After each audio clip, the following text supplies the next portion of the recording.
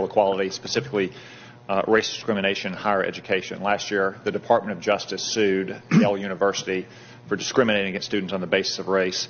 Based on Yale's own data, if you look at one of its top academic categories when you control for academic achievement, the admission rates by racial category were as follows. Asian Americans, 6%, white applicants, 8%, Hispanics, 21%, African Americans, 49%.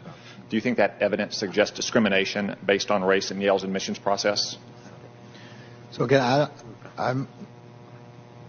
my best recollection is that between my nomination and now, the department has made a decision about that. The case was voluntarily dismissed on February 3rd. It's no longer a pending case. So my recollection is correct. So these kind of cases obviously depend on application of the Supreme Court's opinion in the Gritter case and the Fisher case.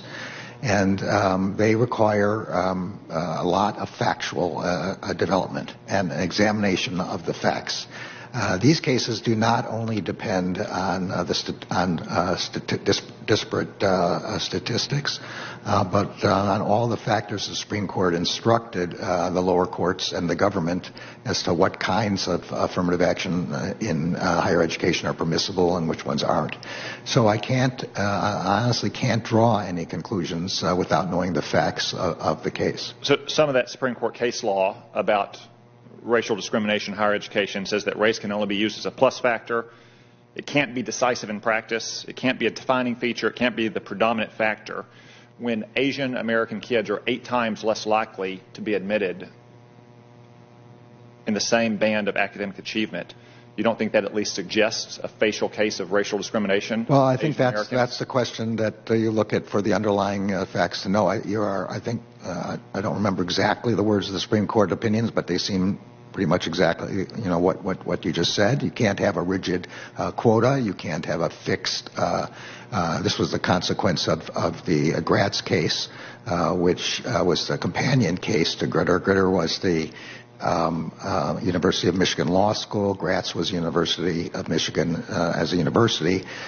With respect to Gritter, the court said it was a holistic approach and was permissible. With respect to Gratz, it said it was a fixed ratio or a fixed number and not permissible.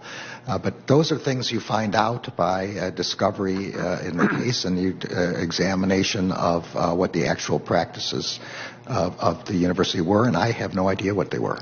Judge, did anyone in the Biden administration consult with you about the decision to drop the lawsuit against Yale University? No, I have assiduously kept out of those. It's not appropriate for me to be examining anything like that unless you confirm me. Will the Department of Justice, under your leadership, pursue cases of obvious racial discrimination in higher education? Well, if you put it that way, the answer is, of course, yes. Obviously, well, I think this presents an obvious case of discrimination against Asian Americans. I suspect some Asian American parents and their kids are a little disappointed in those answers, Judge. I want to turn to the... I just want to say I'm only giving the answer what the Supreme Court said the law was. I can't do any better.